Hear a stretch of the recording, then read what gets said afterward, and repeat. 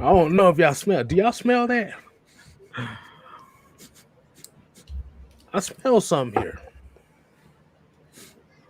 Oh, that's what I smell. Hey, it's Tuesday night, so y'all already know what it is. It's your AFN Heavy Hitters Tuesday. But before I do that, hi, ladies and gentlemen, boys and girls, children of all ages, let me go ahead and introduce your boy, the sixth man, KStylzz, aka the nose tackle. Stage left, as y'all already know, the mad scientist, the great one himself, Mad Mike Sports. And down here at the bottom, if y'all don't know by now, this is the minister, Jew Talk Sports. What's going on, fellas? What is going on, fellas? I'm good. I mean, besides become something new, I swear every day is something. I'm something new. Today I was called a Rich McKay so that's the first I've ever. That's the first. Like, damn, how the hell you go from Matt Ryan stand? I'm a Arthur Smith stand. I hate Julio. I got bad energy towards Calvin Ridley. Mike Smith, you shouldn't be calling Mike Smith, but Mike Davis, you shouldn't be calling Mike Davis. I swear every day I'm something. So hey, well, before you get another nickname after this show, let's go ahead. You know we got to do the right thing here, and that is the real roll call. If y'all don't know what that means, that is our pre-show shout outs. We can't get everybody, but we're gonna get a few of y'all, and we're gonna start off with Joseph Thornton. We got J Dog in the building. We got Noah Tyndale. Make sure y'all show him some love and be on the tune out for his show on Wednesday, which will be tomorrow. We got Brian exclusively on AFN, so please subscribe to AFN. Exactly. Jude, I got a question for you real quick. That just brought me up something. I got a question for you. So when is what's the word Dirty Bird coming back? That's a good question. I put you on the spot. That's a good question. I really want to wait till after the season, to be honest with you guys, but you know what I'm saying? We might do a pop-up show here and there for the fans. For the fans, you know. I got you. I might do it for the fans, but he put me on the spot, but I think that that's gonna be in the off season. I like to do it in the off season, but we'll see how the season play out, and it's all based off of what the fans want at the end of the day. Okay. So if the fans want what's the word Dirty Bird to come back before the season ends, I'm gonna leave it up to y'all. Look, how about I put it on my community tab? We're gonna vote on it. Yes, sir. And then I'll let the fans do. I'll let the fans vote on it. And then if they want what's the word Dirty Bird to come back early, then they might make a premiere. So y'all stay tuned to AFN. Y'all stay tuned. Hey, exactly. Hey, I think the people been wanting it. Hell, I think they might be wanting Mike to get there and get his solo thing too, so they can go. No, I don't think y'all want that because it be flying their bones off the top like Jimmy Snooker. Right. No. What we're gonna do is we gonna get Macho Man Ready Savage flying their bones. We gonna get Pie May of the White Eyebrows clan behind you.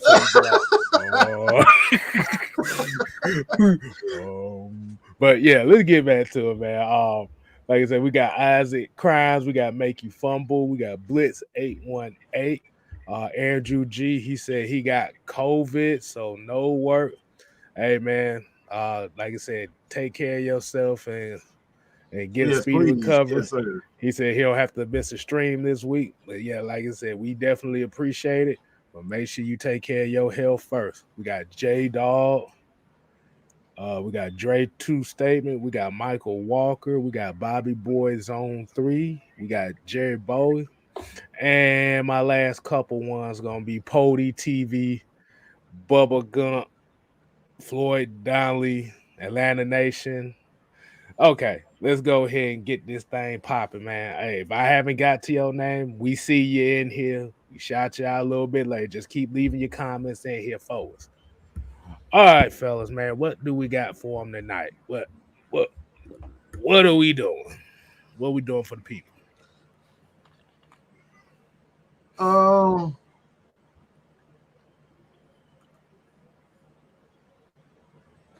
mean, I got two things that I want to start off with before we get to the key. I kind of said it already. Y'all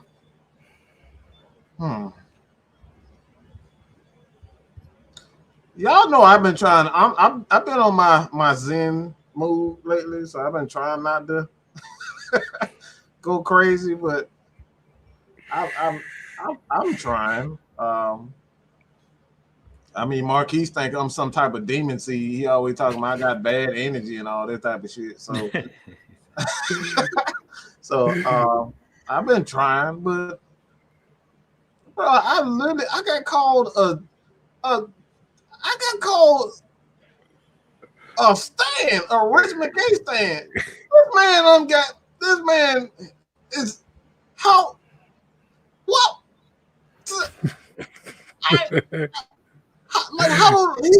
he hired one of the greatest coaches of all time, and Tony Dungy, and one of the greatest defensive minds of all time, another one, and Lovie Smith. He's responsible for those guys. Warren Sapp, John Lynch, Rondé Barber, Warwick Dunn. Like, I can keep on going over and over and over and over again. Like, he's responsible for so many great players, including helping us get to another Super Bowl, bringing in one of the greatest defensive linemen in our franchise history in John Abraham, facilitating that trade. So how these people are really upset that I said Rich McKay is a very good football mind. It's like, my thing is why is that a problem? Do you guys see any issue with that? Like, respecting the fact that this guy is just a good football mind? It's like, why would he not? Like, why would I not want to talk about a guy that has a resume like that? Isn't that what's supposed to happen? Yeah. Before I get to that, let me go ahead and hit up Miss Maggie T comment here. Y'all make sure y'all show her some love here in the chat. Where she said Falcons signed punter Thomas Morstead. We've been having a whole lot of bad luck with punters this year because we got punters hurt, COVID lists, and now we done signed.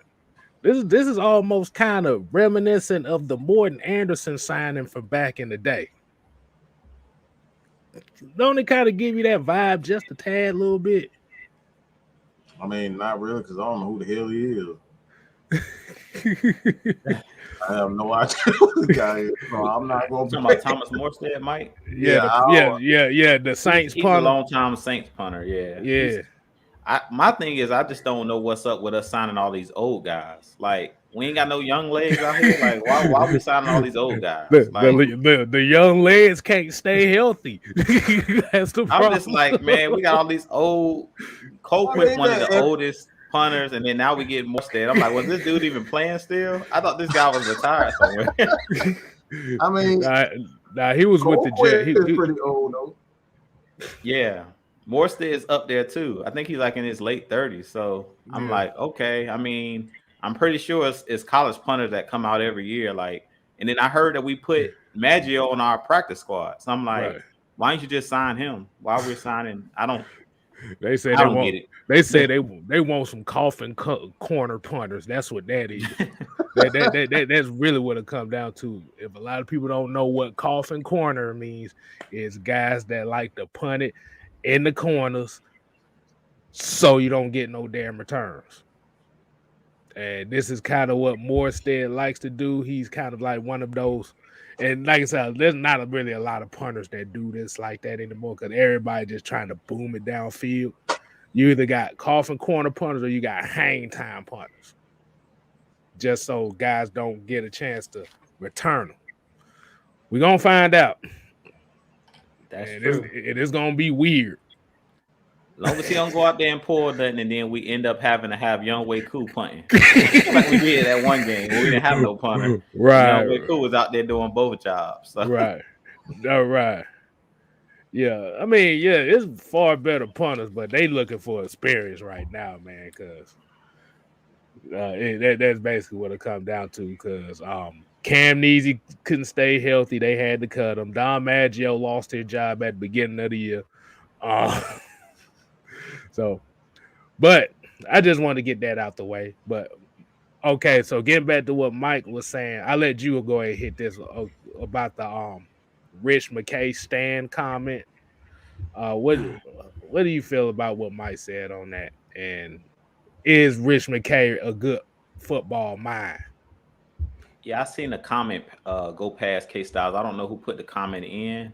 They were saying that Rich McKay possibly being the next GM or commissioner or whatever the league. Yeah. So, I mean, I always believe in guys that's been around, that got experience, and that have proven themselves. And Rich McKay is one of those proven guys.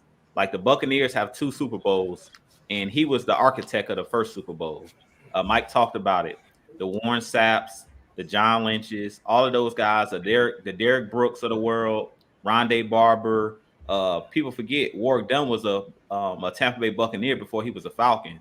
Mike Allstott, like he was responsible for building the architect of building that team, and he was kind of a trailblazer for bringing in a black head coach in Tony Dungy, giving him the opportunity, because we all know that team that won the Super Bowl, even though John Gruden eventually won that Super Bowl, that was Tony Dungy's team. We all know that he took Tony Dungy's team pretty much. It was kind of similar to what Steve Kerr did with the Warriors. Everybody know that Mark Jackson he laid the foundation for Steve Kerr to come in and basically, take over and win championships with the Warriors. They were already on their way. If Mark Jackson would have stayed there as a head coach, they would have eventually won championships. So it was a similar thing with Tony Dungy. But Rich McKay, I love Rich McKay. I don't see a reason, why we should be hating on him. Like Mike said, to be honest, in 2016, and we don't want to go back into the Super Bowl talk, but we should have a Super Bowl trophy. Let's just be real. So how I look at it is he's the right-hand man to Arthur Blank. Arthur Blank loves him. He's a businessman, and also he's a part of the rules committee. He's pretty much on all the committees in the higher-ups in the NFL. So that should just tell you something. If you're a part of all these rules committees, you close with the current commissioner. Like, this dude is that dude. He was there with the help when we built the new stadium. He's just been great. Like, this dude's been in the league. He has experience. So he's definitely not the problem. And I really don't feel like Rich McKay has a huge ego. Like, for him to bring in Terry Fontenot, that kind of shows that he doesn't have an ego, because he could have easily said when they got rid of TD and Dan Quinn that he was just going to take over. Like, look, I can do this myself. Yeah. Just let me be the GM. I'm not hiring nobody. I'm going to run the books. I'm going to do everything. Because if he was able to facilitate us building that new stadium, $1 billion stadium, he can do the books. You know what I'm saying? And to be honest, Terry Fontenot was a first-time GM. So believe it or not, Rich McKay is kind of still overseeing everything that's going on in the front office. Even though Terry Fontenot is running things, Rich McKay, he kind of has to get the okay through Rich McKay. So Rich McKay is kind of working with him to get him to that level. Because as we always say, there's levels to this GM, being a GM. So Rich McKay, to me, is one of the best GMs of all time, and one of the best front office guys of all time. So I don't see the problem with why we should be attacking him. At the end of the day, these players, these coaches, we got to just be responsible for their own actions at the end of the day.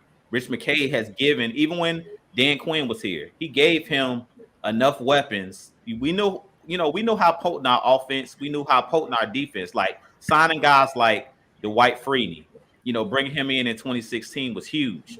Mike talked about John Abraham, like guys that are unsung heroes, like Courtney Upshaw that was on that team. Guys like Brooks Reed that was on that team that were kind of like unsung heroes, guys who would bring off the bench that were veteran guys, but they were great pass rushers or great leaders in the locker room. Like Rich McKay understands how to build a winning franchise at the end of the day. Before he went to the Buccaneers, we know how bad the Buccaneers franchise was and organization was. And we know how bad the Falcons organization was. Let's be real. Prior to him coming here, we know how bad the organization has been. Like, I don't know if you guys got to check it out, but Mike was on Twitter, and we had opened up a space where they were just talking about, the hate that we get as Atlanta Falcons, the fans, how much hate we have for the team, and how much hate we just have for players, the GMs, all of the different, people in the organization. And pretty much, I agree with where Mike is coming from. At the end of the day, Rich McKay, to me, he should be untouchable at this point. And to be honest, with the comment that we've seen there, I don't think Rich McKay is going to be with the Falcons much longer. I could really see him being the next commissioner if he wants to. He really can have any position he wants because he has that type of experience. So let's get this man his flowers while he's here. Let's respect him while he's here, because at the end of the day, he showed that he could build a winning team. Like the 2016 and even 2017 Falcons. Like everybody talks about the 2016 Falcons. Let's not forget that 2017 team was just as good and could have easily went right back to the Super Bowl. Like we won the first game against the Rams in the wild card game, and then we played the Eagles, who eventually were the Super Bowl champs, to the wire in the divisional round. We were on the goal line, and the ball went through Julio's hands. We scored a touchdown there.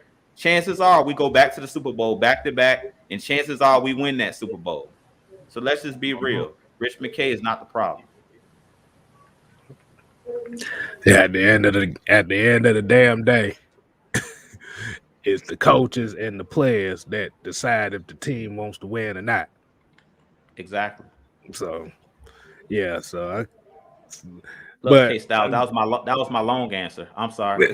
No. You good? You good? Sometimes you got to keep it. You got to keep it simple. Sometimes. Keep it 100. That's how I say it, man. At the end of the day, it's like Rich McKay. You can say yes, he's the right hand man to Arthur Blank. And you may say he can put a bug in somebody's ear, but at the end of the day, it's the GM's job and the coach's job to put the team together. I just thought about something.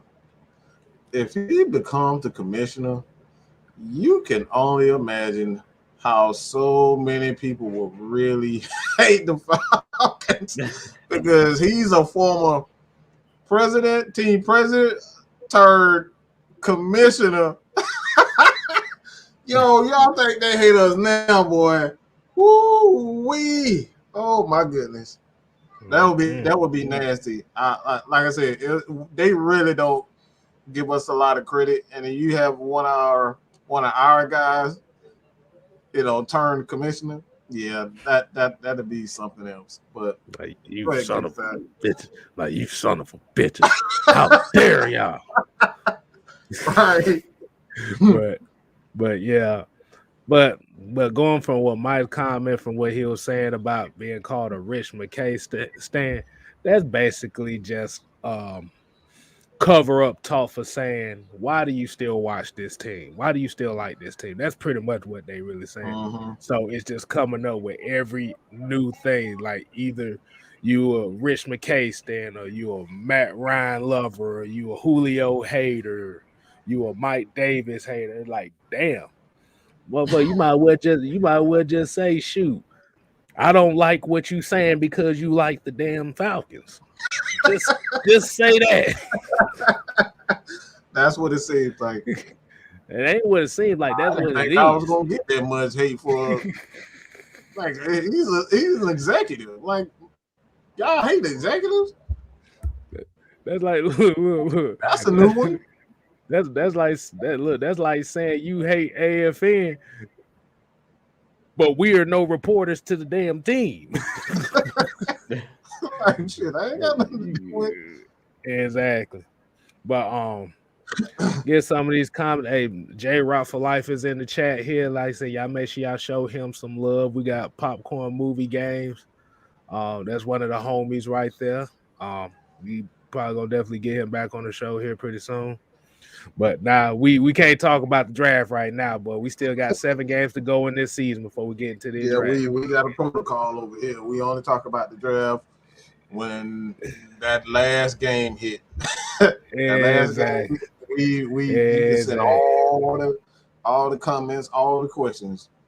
Yeah, that's what we doing all in during the off season. And Ultra Shell 97 here says Thomas Jerkoff is the reason why we're in this situation. At the end of the day, that's what it. Clear one thing up. Go ahead, my bad. No, I was gonna say. I was just gonna say at the end of the day, like I said, the GM is closest to the coach.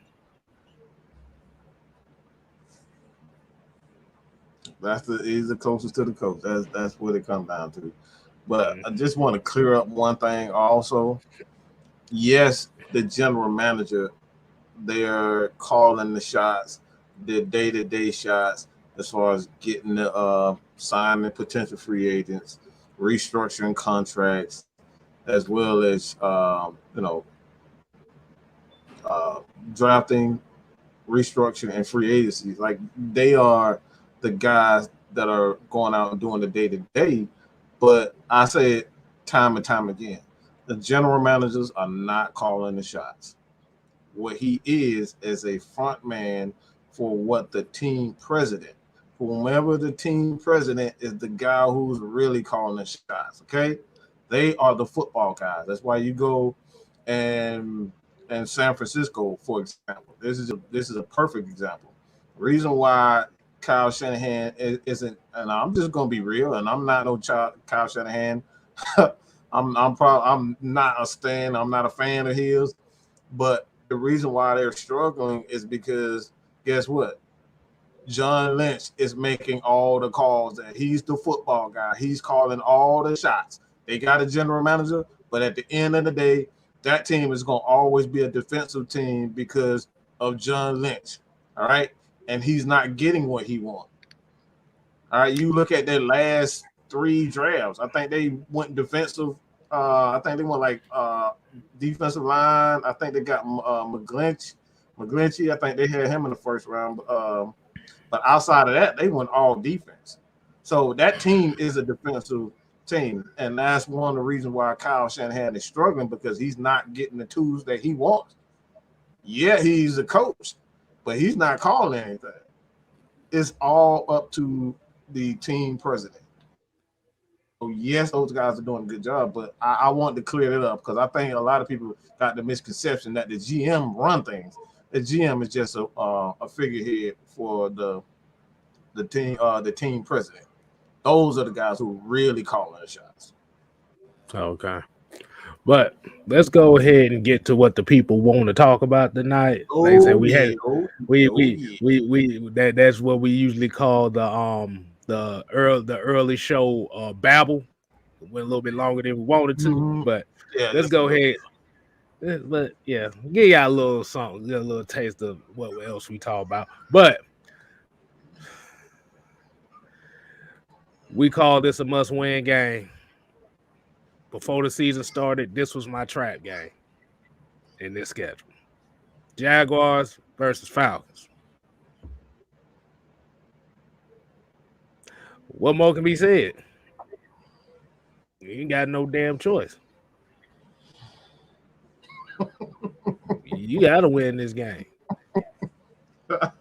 And that's my synopsis for this thing. You got to win this game. There ain't no ifs, ands, or buts about it. That's simple. Yeah. So like I said, everybody else might have had something to say, but I just summed up everybody's point here. Falcons ain't got no goddamn choice but to win this game. I ain't mean to cuss like that, but I'm just saying. So y'all will go ahead and get to these 3 keys on what the Falcons need to do. We're gonna go ahead. We're gonna let the minister bless us with his 3 keys for this game. So I kind of been chilling this week. Last week I didn't do no videos. So I know everybody was like, "What's going on?" I just sat back. Watched watched the games on Sunday. Just sat back. I seen all the stuff on Twitter. As Mike say, I'll drop the eyes in the in the chat, in our group chat and stuff like that. But I just sat back and just watched because I like to stay even keel. That's why they called me before it was the minister. It was a calm before the storm because I'm the level-headed one. I'm like Matt Ryan. When you see Matt Ryan in his when he's do his press conferences, it's always never too high, never too low. Like he said, it's never as good as it you think it is. It's never as bad as you think it is. So this Falcons team, KStylzz said it best. Just win, baby. Like this is a game that you have to go out and win. I mean, you didn't got embarrassed 2 weeks in a row. I mean, you got receivers running into each other. You didn't got your tail whipped at home. You didn't even score a touchdown, and that was the first time that happened. I think they said since the 1988 season when you got shut out at home. Yeah. So, I mean, you have nothing to lose going in this game. Like KStylzz said, that this is kind of a trap game. I really don't feel like it's a trap game. I know he said early going into the season he's seen it as a trap game, and I did as well. But now with the Falcons getting demolished the last 2 weeks, you go into this game almost on even playing field, on an even playing level, because nobody's looking at the Falcons as world beaters anymore. You come out of, beating New Orleans, and then you lose to the Cowboys, get blown out. Then you get blown out against the Patriots. If those were 2 wins, or maybe you win one of those games, maybe the ESPNs of the world and the Fox Sports ones of the world give you a little credit. But at this point, everybody pretty much has dug our grave for this season. That's the reason why Popcorn and Movies is already saying, like, let's just go ahead and talk about the draft, because pretty much everybody has thrown dirt on the Falcons at this point. So, I mean, my 3 keys, I'll give my 3 keys, but at the end of the day, it's going to be real simple. First key to victory is we can't have the penalties.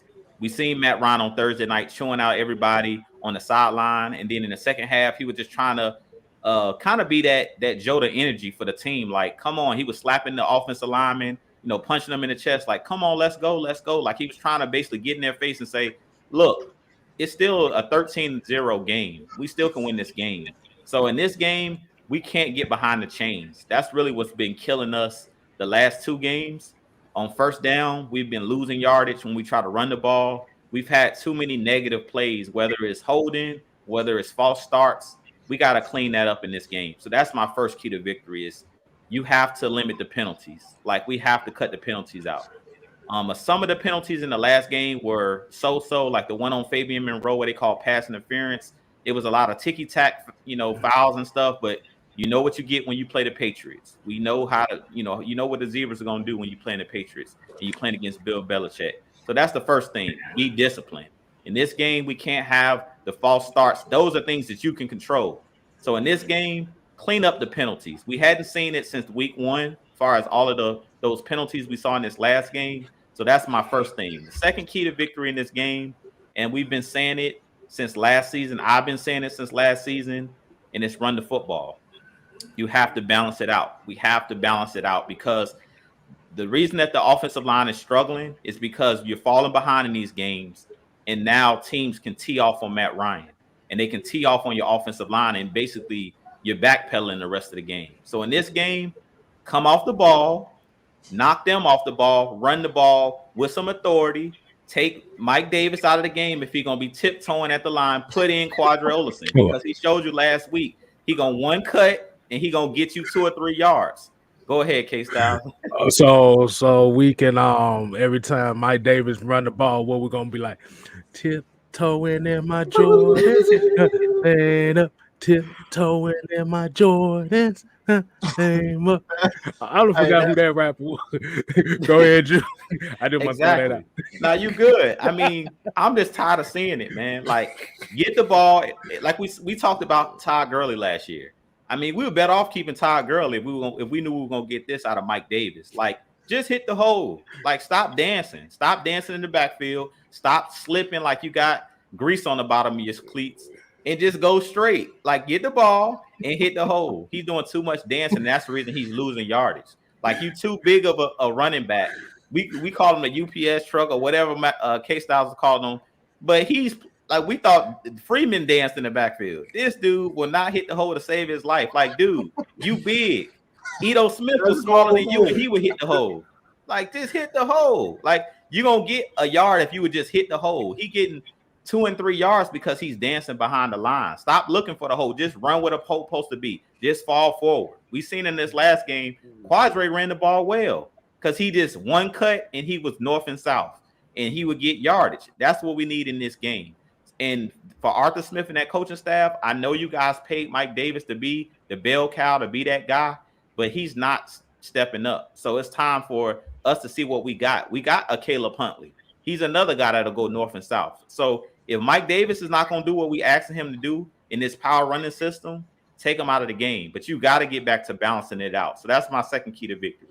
Third key to victory in this game is the defense. Turnovers. Whoever win the turnover battle and win the field position battle, because the Patriots kicked our tail in all 3 phases, but the biggest phase they kicked our tail in was special teams.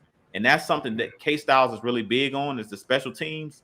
If you notice in that game, they pinned us within our 5-yard line a couple times. Like, we would just pin deep, like, we really couldn't do anything, like field position wise. The only time we got good field position was when AJ Terrell got that interception. So in this game, we're going to need somebody to be that spark plug.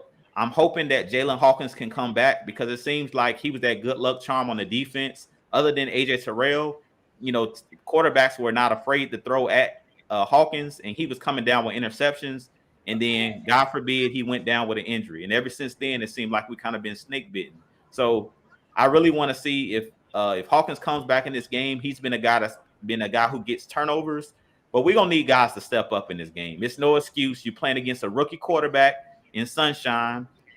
You know, Lawrence is going to throw that ball. He's not afraid to throw the ball in traffic. So you're going to have numerous chances of getting interceptions in this game. I believe Trevor Lawrence has thrown 9 interceptions so far this season. So he's going to put the ball in harm's way because he's a gunslinger. So in this game, this is going to be your chance. The Eric Harris's that's dropped a couple picks this season, the Fabian Monroe, because he's been the guy that's being targeted a lot. This is going to be his game where he has a chance to come down with an interception. I don't know if he'll try AJ Terrell. If he does, AJ Terrell may come down with his second interception of the season. But to be honest, I think in this game that the defense comes away with a defensive touchdown. That's going to be like my surprise of the game, or the X factor. I thought last week that AJ Terrell was about to take that thing to the house, but I think in this game, one of these guys are going to take it to the house, either on the strip sack fumble where they're going to scoop and score, or it's going to be an interception return for a touchdown in this game. But those are my 3 keys. The defense, they've been playing solid already, but if you can win the turnover battle, put Matt Ryan on the short field so we can try to double up on the points in the red zone, because Matt Ryan in this offense, yeah, they've been struggling, but they have had terrible field position. Like, our special teams hasn't helped, and our defense, for the most part, haven't really got many turnovers. So teams have been punting that ball within our 20-yard line pretty much the whole season. So we have to do something on the defensive side or in the special teams as far as a return to help this offense out. And those would be my 3 keys. I think I'll go next on this one. And when I was talking about tiptoeing in my Jordans, I think I might have found a new song for Mike Davis. I don't know if anybody listened to George Michael, but I think Mike Davis be listening to "Wake Me Up Before You Go" before every game, because that's why his ass be dancing in the backfield. So yeah. But a little dry humor. But first key I had to say, man, is whatever the hell mentality y'all had the last 2 games, y'all need to chuck that shit to the side and get serious. At the end of the day, this like I said, these last 2 games that we've seen, and it kind of goes into what you was talking about as far as the penalties. It's all mental. Who is going to bring these guys out of this mental state and go ahead and start playing for real? We will, like I said, we cannot afford to have another game where we are getting penalized and not taking advantage of opportunities, because it's not in the case to where, okay, y'all didn't have chances here, you just didn't take them. That's my first key. The second key I got to do is, it looks like Cordero Patterson might be back for this game. Take the ball out of Mike Davis's hand right now, because he's shown absolutely nothing with it. Like I said, I've hyped him up too this season. I was expecting a lot more, but it might get to a point where you're going to have to start taking away some of his carries, because he is not really producing. Like I said, even if it's like a two-headed backfield or something like that, he's not really producing as far as setting a tone. Like Cordero Patterson is setting a tone. Like I said, it's not in the physicality, but it's more so of setting a tone for big plays. That's what Mike Davis was brought here for. He was supposed to be the tone setter for physicality. And this is why you haven't really seen that physicality on the offensive side of the ball, because the guy that was brought here to be physical isn't physical right now. So I would take, that'd be my second key. Get the other running backs involved a little bit more and use them as tone setters. Like you said, you saw Quadri Olsen run well against New England. Even though looking at the depth chart, he's not even the third running back on the depth chart right now, which is a damn shame. But, and my third key is I'm going to have to go with is, bruh, defense, you just better make sure you tackle. You got to make sure you tackle. You got to make sure you get off the field on third down, because right now we're going to need this defense to – wait a minute. That's weird. That ain't never happened. That ain't never happened. Wait a minute. Oh, what did they do to the minister?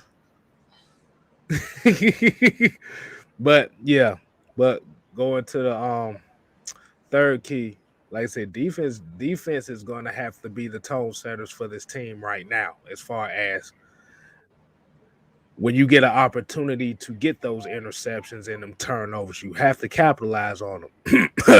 Eric Harris. Tyler Davison. Deron Harmon. Y'all the veteran. Y'all supposed to be the veterans as well as Debo and Foyer. They're doing what they can, but we need guys to step up and make plays. Give the offense the confidence by making those plays on defense. That's all I gotta say. Mike, what you got for him? Well, I'm gonna keep the same energy I have had all week. And I'm just gonna say this. We gotta chill on this offensive line. Gotta relax, man. These guys are still young, with the exception of Josh Andrews and Jake Matthews. This team is filled with the young guys. This is why Matt Gano was so key to this offensive line, because he's another veteran guy to teach these guys. He's another ear,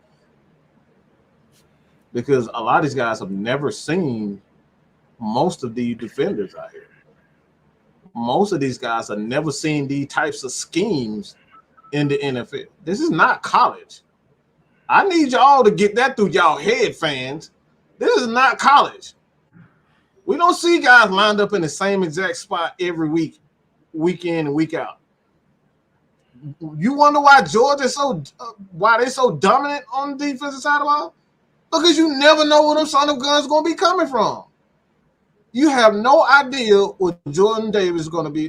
Georgia does this thing where they'll shift out of the blue. Just you don't know when they're going to shift. You don't know if they're coming with the blitz. You have no idea. That's why Georgia is so great defensively, because you have no idea at any given time. It gives colleges, especially the small colleges, they're not ready for that type. And it's the same thing for young linemen and young players, not just young linemen, but a lot of these guys, a lot of these linemen have never, ever went up against an Ndamukong Suh. So when you got an Ndamukong Suh and you see what Fletcher Cox did with Jalen Mayfield, his first game, man, he baptized that dude. And then he saw, you know what I'm saying? He saw another. He got to see what greatness was in the NFL, what elite talent is, and then from that point he can, he can change. He can kind of get the experience of what it is. So a lot of these players have never, ever played against these talents. So this is why around second year, the third year, fourth year, you start to see the linemen start to get it. A la Jake Matthews, guys like the left guard, Andy Levitre. All these guys start to get it because they've seen more of these types of defenses. Like defenses like Lovie Smith. Lovie Smith will kill rookie offensive linemen because that dude will send everybody and their mama. Everybody gonna blitz in it. So we got to give these guys a break. This is why this offensive line is up and down. These guys are young. They have not seen a lot of guys. So one, we just got to give these guys, time, and we kind of help them out by running the ball. It's simple as that. We gotta run the ball, even if it's not working. You gotta run the ball. Give these guys opportunity to finally get it. This is why he's experimenting with Quadri Olison, Wayne Gallman, because somebody is going to catch it. Somebody gonna catch fire, and that's the reason why you can't just abandon the run because it doesn't work. Got to keep going. Second one, I think is pretty simple. I don't know. KStylzz said, tackling. I don't see any issue with wrong with the tackling. The reason why I say that is because this defense, the way that it's designed, is designed for chaos. So you're going to have guys that's out of position. They're going to be out of position. They're young in a new scheme. And Debo, he's already a small guy. Foyer, these guys are fast. And when you going that fast and you're going up against, some of these running backs, these guys, they what, 5'8", 220, 230, 240. These are not small guys. So my thing is, it's not that they have to wrap up. The Falcons got to do a better job of gang tackling. I'm not saying the gang tackling. That's what made great defenses great. Yeah, you might get past one guy, but guess what? Ray Lewis gonna be there. Ed Hartwell gonna be there. You know what I'm saying? Like Falcons got to do a better job of gang tackling. They're too slow, and guys aren't doing their job. And that's the third one. All right, do your damn job. That's it. The reason why these guys, and I've heard Arthur say this, I've heard Dean P say this. It's not that they don't get it. It's not that they're stupid. They never said that these guys just aren't getting the offense. They're not getting it. These guys are just doing too freaking much. I've heard these guys say it multiple times. They're just doing too much. And maybe I'm putting too much on his plate. Dean P says, so he scaled back, and that's not working. So it's not that they're not getting it. It's that these guys are just doing to everybody trying to make that big play. Everybody trying to get that home run, hit that home run. Everybody's trying to do that. Just do your freaking job. And that's the three keys right there. Hey, I forgot to say one thing too, and all the keys come down to this one. Umbrella. Let me go ahead and put the umbrella up. If people don't know,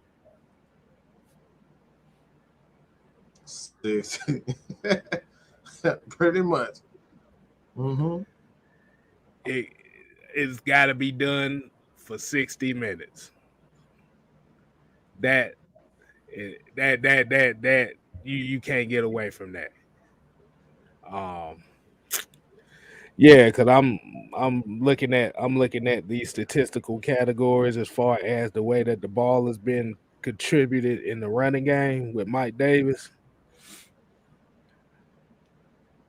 Dude has 290 rushing yards for 1 touchdown. Who? Mike Davis. Who? Mike Davis. Cordero Patterson. Cordero Patterson is the leading rusher on our team right now. And 10 games, 11 games, this dude got 200. What the? Think about that. Cordero Patterson is the leading rusher on the team and the second best receiver on the team.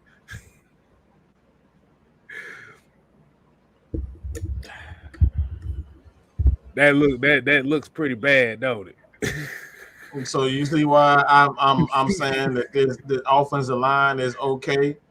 They will be fine, but it's our skill players that's not making plays. Okay. Way too much pressure on this offensive line, and they're young. This is why guys like Mike Davis need to step up. This is the reason why I'm so angry with guys like Calvin Ridley. Is because this offensive line is already young, and then you putting even more pressure on these guys by not performing. Y'all gotta perform, bro. Everybody saying they can't pass block, but we've shown that they can. But when you got guys that aren't consistently doing their job, guess what? It makes it more difficult. Now you got to put a guy in Caleb McGarry who isn't a guy that necessarily is great in pass protection. He's okay, but you putting him in pass protection even more because Mike Davis cannot get more than 1 freaking yard in a game. This man it's been at least 3 to 4 games this year where I've seen with my own 2 eyes 14 carries for 13 yards. At the very least 3 games. I'll say at the very least 2 games. I've seen that from him. And we're talking about Caleb McGarry. We're talking about Chris Nitstrom and Mike and Hennessy. This is why they suck. You putting too much pressure on these guys. How the hell can you be a good offensive lineman and you constantly going backwards? We had the same thing we said last year. This is the reason why he doesn't want to. This is the reason why Arthur doesn't want to continuously put the ball into Matt Ryan's hand. Why? Because his offensive line is not ready for that. These guys are still young. All right. There's a comment here I wanted to hit up. Corey Shaw here said Mayfield had 37 reps on the bench. He should be pushing people around. Weight strength, playing strength. 2 totally different things. You can push weight. You can push weight all you can, but when you on that field, it's all about your technique. Bro. And if your technique is off, you could be the strongest guy out there. It won't mean a damn thing. Anybody remember Tony what was it? Was it Tony Mandarich? Mm-hmm. Tony Mandarich, yep. The left tackle. The left tackle that they called they talked about the Incredible Hulk and all this stuff like that. And this guy was the perfect example. He did everything you wanted in the combine as far as bench pressing. He was an all-world tackle. But when he got to the NFL, he didn't last long. Your technique got to be on point. You got to know how to use those legs. You got to know how to balance yourself. That's what made guys like Larry Allen great. Walter Jones, Jonathan Ogden, Jason Peters in his prime, Mike Ken. He had elite. Him and Anthony Munoz, those guys had elite foot quickness. Mm-hmm. Anthony Munoz, Bob Whitfield. Hell, I could throw Keenan Forney in there. But like I said, all these offensive linemen, like you said, when you're pushing, that's called drive. You driving. You got to drive the defender. Some guys can be strong as hell in that weight room. I've seen it. I've seen guys who can bench press like a motherfucker, but when you put them on the field, shit, they get pushed around by guys that are weaker than them. Because at the end of the day, football is all about technique. Technique, bro. But yeah, like I said, that's just one of those aspects like a lot of people don't really think about as far as when they come into. And this is why I say the combines and stuff like that is really, really overrated, because we start looking at stuff like 40 times and thinking, okay, he fast, he should be a great receiver. No, there's been great receivers that ran terrible 40s. Exactly. Football speed is a lot different, like he was talking about, KStylzz.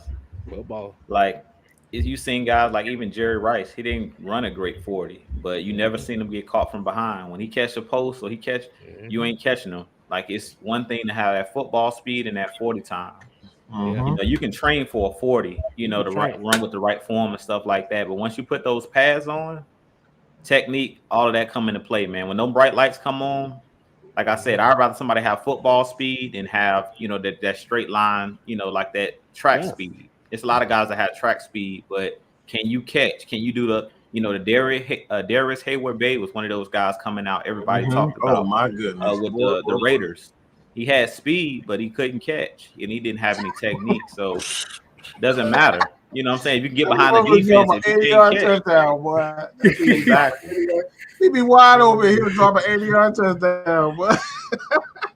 Yeah, man. So, like I said, I'd rather take that guy that's not as fast, like on a 40 time. But like you said, if they got the technique and they can catch, because I've seen guys that were slow, but they just had technique. Like the Wayne Corbett's, people forget about him with the New York Jets. He was one of those guys in the slot where he wasn't fast, but he had good hands. So, and he knew how to run routes. He understood leverage. Ed McCaffrey was so damn slow. He was so slow, but he would eat you alive in that slot, boy, as a receiver, anywhere. Exactly. So really, at the end of the day, what you see, what you put on that tape is really what matters more than anything. Like those statistical things, like 40 times and reps. Really, the cone drill is really more important than the 40 times. To be honest with you. How quick are you? Boom. That's the cone drill. But if you're running a 40 ain't. Well, it's to change your direction, like you were talking about. In a cone drill, you know, you got to change direction, and that's what you really have to do, especially as like a pass rusher. When you look at these pass rushers, you can have that straight line, you know, line speed, but can you dip your shoulder? Can you do those things? Because when you're trying to chase a quarterback, especially now in the NFL with these mobile quarterbacks, you have to be able to understand leverage. And you have to be able to understand how to move. You know, having that straight line drive speed ain't gonna help you when you chasing Lamar Jackson that's dipping and dodging and running all over the place. Like you might can catch him in a foot race straight, but when he's juking, like we seen Matt Ryan juke the Saints linebacker coming head on, because it's like it's one thing to be just running straight, and it's a whole nother thing with somebody coming at you and they got a little bit of wiggle. Because we know that Matt Ryan is not the most fleet of foot, but he's been making a lot of guys look bad. Right. But yeah, like I said, so at the end of the day, man, you gotta know how to play this game. If you don't know how to play the game, all that other shit don't matter. Let me read y'all some stats real quick. This man, Ed McCaffrey, went a 4.69, and this dude had over 500 receptions in his career. Just think about that for a second. He was not a tight end. He was not tight end. He was a wide receiver. Shit, Anquan Bolden ran a 4.9, 4.8, 4.9. And he got well over 800 receptions in his career. So look, bro, like all these 40 times and all that type of stuff. This is why I despise. I don't waste my time watching the combine. I don't care nothing about that, because all it is a show for you guys to get boosted up in the draft. That's pretty much what that is. But like I said, we got to get these offensive linemen a break. Am I saying it was a absolute? Was it not embarrassing? Of course it was. But like we said before, we seen them going up against one of the best defensive linemen in the game in the New Orleans Saints. They have one of the best defenses in especially front seven. Those guys have an elite front seven, and they did well. So it's not a matter of talent. It's just about like confidence. Dean P said this before. He said this before. You got to make sure that these guys are confident. So you can scheme them half to death, but if you put a guy in the game when he's not ready, you can kill his entire career. And that's not what they try to do. So this is why you see guys like Frank Darby. You see guys like Quadri Olson not getting the time that they want, that we want at the present time, is because these guys just not ready. And like you said, you don't want to be responsible. These guys don't want to be held responsible for killing someone's career because they put in a guy when he wasn't ready to play. Right. Let's see. I'm just looking through some comments, see something that see something we can kind of get all kind of get our talking points on, because I know. Oh yeah, I know what I talk about. There's a lot of these people that are already talking about tanking for draft picks and stuff like that. How do you feel about hearing that? Because, like I said, as bad as the Falcons have played the last two games, we are literally a game away from the last spot in the playoffs. There's only one. They said there's really only maybe two teams that are literally have no chance of even being close to that last playoff spot in their conference. And the Falcons are not one of those teams. Right. So that's why I say I sat back, KStylzz. Like when it comes to the playoffs, I think that the Falcons have a chance. They control their own destiny because we have the Bucs again on our schedule. We have the Saints again on our schedule. We have Carolina, all of those teams. Because I believe the Saints right now are in that 7th spot, if I'm not mistaken. In the 7th spot. Yep. So we play them again. So we beat them again. Say we have the same record. We have the tiebreaker over them. So we control our own destiny. But what I think we need to stop doing, and even me, is when it comes to the playoffs, yeah, I'm watching the playoff race, but we need to take it one game at a time. Because if you look at the league, it's a week-to-week league. It's a reason why Arthur Smith is saying don't get tied up in the day-to-day narratives, week-to-week narratives. Like the Falcons win, we beat the Saints, and it's like we were all on a high. The Falcons have a chance to make the playoffs. Then we lose 2 in a row, and it's like throw dirt on them. The Falcons are done. Like their season's over. It's a week-to-week league. Because if you look across the board, I mean, every week, like I said, I waited after we got blown out in that Thursday night massacre. I just sat back. I said, okay, I want to watch and see these other games on Sunday and what's going to happen on Sunday. And you've seen the Washington football team has made upsets. They beat the Panthers on Sunday. They beat the Bucs 2 weeks ago. So it is to show you the Buffalo Bills lost to the Jaguars. I think so. It's just it's up and down. Like if you look across the league, especially so far in the NFC, even in the AFC though, week to week you never know. The Texans beat the Titans on Sunday, who was in the 1 seed. So you don't know from week to week, who's going to win these games. You don't know who's going to be in the playoffs. Right now, it's like 6 teams all fighting for those last 2 playoff spots in the NFC. If you look, everybody's neck and neck. Like either you got 4 or 5 wins. Every team, you got the Vikings that got like 5 wins. You got the Saints. You got the Panthers. All of those teams are right there. You got the Falcons. So we don't know. So that's why we just need to wait and see. We always say wait and see on here. Just wait and see, because we don't really know. This Falcons team, we get a couple players back, like the CPs. We don't know if Calvin Ridley is going to come back. I don't know how bad of an injury Hayden Hurst had. I heard it was an ankle. But if we get healthy, get some guys back, that's really what it comes down to. Because if you guys look, I do watch the landscape of the NFL. The Saints are really struggling right now, like with injuries. We think we got it bad. Michael Thomas is out the rest of the season. Alvin Kamara is out. Their right and their left tackle is out. So it's like they could easily, and then I went and looked at their schedule, they could easily lose the next 3 or 4 games. And by the time they get to us at the last game of the season, they could be already like resting guys, or like tanking basically, because they've lost like a lot of guys, a lot of starters. So like I said, just let it play out. We don't know from week to week. We just need to beat the Jaguars. And that's what Arthur Smith was saying. We just need to handle our business and stop worrying about what other teams are doing. If we handle our business, the playoffs will take care of itself at the end of the day. So at this point, I say that the Falcons, of course, have a chance. Until you mathematically eliminate it, all of these teams have a puncher's chance. But like I said, you never know from week to week, because you can go into this game against Jacksonville and God forbid somebody else could get injured. And some of these teams that's on the top of the division could have a key injury. Like we're looking at Arizona, they're dominating, but Kyler Murray is out right now. They're playing with Colt McCoy. So chances are a lot of these teams can take a back seat. We've seen Dallas lose on Sunday. Yeah, they're playing with Colt McCoy right now. So it's a lot of teams that are battling with injuries. And then we're seeing teams kind of come down to earth. Like you've seen the Cowboys. They blew us out, but then they came back to earth and didn't score a touchdown against Kansas City, which we know have been struggling.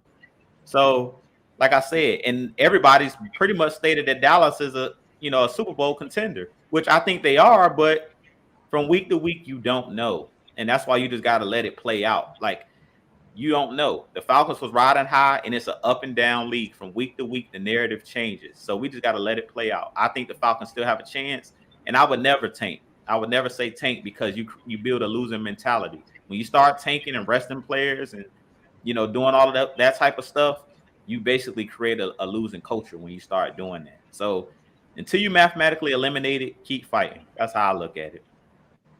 Man, I'm not. Don't even try to come at me with no damn tanking, bro. Like, you can get out my face with that mess. You can get out my team with that mess. Look, it's all go 100 or I don't give a fuck if we have everybody on the damn, injury list, and we playing with a bunch of guys that are on the practice squad. I'm not tanking on purpose. That's not what winners do. Period. Right. And by looking at the NFL standings right now in the NFC, let me see. You have 1, 2, 3, 4, 5 teams in the NFC that have won more than 5 games. You have 1, 2. Let me see. You got 1, 2, 3, 4, 5, 6. Yeah. You got about 7 or 8 teams that are still in contention for them last 2 playoff spots. And the Falcons is one of them, because the NFC is just that bad this year. Hell, actually, if you look at the whole NFL has been terrible this year. If you look at the AFC side look worse. I mean, I just think that's parody, to be honest. I think people just put too much into records. When you see a lot of teams were pretty much hanging around 500, I just think that's parody. Right. Because it's only a couple of teams that's like 0-8, and 1-8 and things like that. Like there's only a few. So at the end of the day, I just think it's parody. But my thing, man, like don't get any team, and I think this is one of the reasons why the Jets have had such bad luck, is they get into this mode is I'm just gonna tank. I need a quarterback, so I'm gonna tank. So they create that loser mentality. We need to know another Joe Namath. We need it like no. Build a team, do what you have to do to compete, and then you'll get out of the basement. But you'll never get out of the basement with that mentality. I'm tanked because I don't have a quarterback. And the thing about it is, if I'm going to build a team, I'm going to build a team the right way. Because you don't want to draft a quarterback. And this is the one thing I say. And we've been harping about it even before the draft, this past draft. I don't want to bring a young quarterback into a situation to where literally, if he got in the game, he's gonna get murdered out here. Or be put in a situation to where it's just not gonna look good for him. I mean, because like I said, by looking at some of these news, and this is not Falcon related, and I know my homeboy probably won't appreciate me talking about his team because I don't normally do it, but they already talk about the Giants need to get rid of Daniel Jones. Do you see the team they built for him? No offensive line, no consistent weapons, defense okay. I mean, even though he does turn the ball over a lot, he turns the ball over. Man, can you name a receiver he got? I'm sure they okay. Besides Kenny Galloway, that's it. Yeah, they just got a bunch of. They just try to bring in a bunch of weapons, but like you said, they didn't build their team the right way. That's the problem. They just didn't build their team the right way. Right. It was a lot of tanking and stuff like that, and losing, and then trying to pay big name free agents. Falcons Nation, like. We always talk about, let's go out and get this guy and get that guy in free agency. But KStylzz always talks about it. If they don't fit your scheme, like they went out and got a Nate Solder from the New England Patriots and thought, okay, he can be our left tackle. Well, he ended up, not being the guy to fix their offensive line. So they had to move him to right tackle, and he still sucked. So it's like, it's one thing to play for the Patriots and that organization under those coaches in a certain system, but to be put on another team where you don't fit that scheme, you know what I'm saying? And that they paid a lot of big name free agents. Like you said, Kenny Galladay, they drafted the kid, Kadarius Toney from Florida at wide receiver. They've had weapons. It's just inconsistency. And I really think it's coaching. With them, it's really coaching. I don't like their coach. And they're forever firing the coaches as well. They don't give their chance. Like, didn't they just fire Jason Garrett, their offensive coordinator, today? Who the hell signed the damn special teamers to be your damn? Like, what's wrong with y'all? Yeah, and y'all wondering why the offense suck.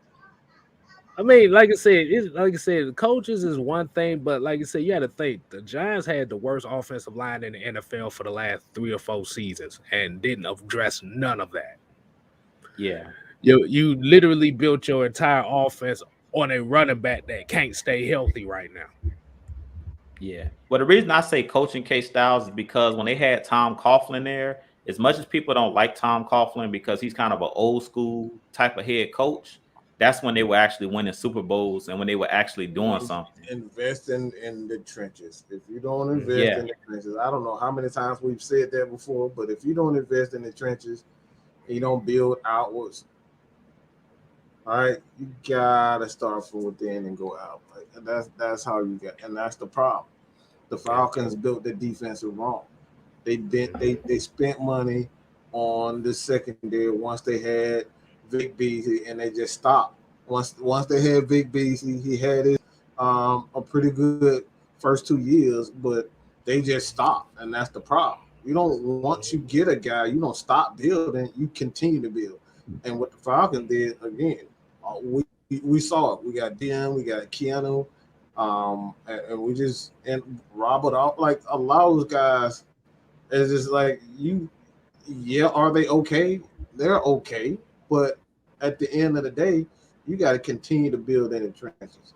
If you don't build an offensive line, build a defensive line, and you got to have a solid running game, a solid running back to go with it. You're not going to be successful. You're not going to make those big time. You're not going to make those big time run playoffs. Got to be able to run the ball and stop the run at the end of the day. And think about it like this. Look how Cleveland built their team. Look at their team. Oh, they screwed it up. They screwed it up for the first after they got Baker Mayfield. They got Baker Mayfield. They got all those wide receivers. Like, damn, this shit ain't working. And then they was like, okay, we need to go back to the basics. And what did they do, KStylzz? They built the offensive line. They got them a couple running backs. They built the defense. And now we talking about the Cleveland Browns every year as a playoff team every year because they got the offensive line and they're keeping the offensive line. Nick Chubb looks like the steal of the draft that he got drafted in. Mm-hmm. You look at the defense, you literally got playmakers at every level. This is what we talking about, building a team. And a lot of the people that were saying about the Falcons and why they didn't draft a quarterback and why they're mad about it is that because they're saying if Matt Ryan got hurt, who would you put in there? Do you see how this team is? Do you want your rookie quarterback to get murdered out here behind this team? Mm-hmm. Exactly. And do you really want to mess up his confidence? And that's what we talked about. Like, I don't know if you guys really paid attention to it because I know Shannon Sharp said he watched the game with the sound, the sound off. Mm-hmm. But I leave the sound up because I want to hear what them guys are saying. And Troy Aikman was, singing Matt Ryan's praises the whole game. He's like, man, Matt Ryan's taking a beating. He talked about how high of a QB rating that Matt Ryan had during the Super Bowl. He basically said it, them losing in the Super Bowl had nothing to do with Matt Ryan. He also talked about during the game, he's like, Matt Ryan is taking a beating tonight, but he's keeping his eyes down the field. I mean, he's doing everything he can to win this game, but the line is just not holding up, at the end of the day. So Matt Ryan is one of those guys, his confidence is not going to be shaken because he's been an MVP of the league. He's been to the Super Bowl. He knows he's one of the elite quarterbacks in the game. But if you bring in a guy, a rookie, Justin Fields, whoever you want to name, even Mac Jones, we seen on that Thursday night game, Mac Jones is even at this point still, to me, a one-read quarterback. Like if you seen on Dean Pease, when he brought those blitzes, he was destroying Mac Jones. When he figured out that Mac Jones was really just looking at his first read, and he started sending Eric Harris, he started sending Darren Hall on those cat blitzes, it was nothing that Mac Jones could do. It's a reason why, if you go look at Mac Jones' stats in that game, he was not throwing the ball more than 15 yards down the field. Everything was running the ball. Everything was don't turn the ball over. When he tried to take a shot down the field, what happened? Interception, AJ Terrell. So that pretty much goes to show you right there. Like these rookie quarterbacks, you have to build everything around them. And New England's the perfect team, KStylzz, of what you're talking about. They built a solid defense. They got a great running game, and they got a good offensive line. So Mac Jones, they were able to drop him right into that situation, and they let go of Cam Newton. They weren't worried about it because they know we've built a Super Bowl ready defense. We have, enough weapons as far as offensive line because we know they definitely start on their offensive line. Because if you look at the weapons they got on the outside, they're not great.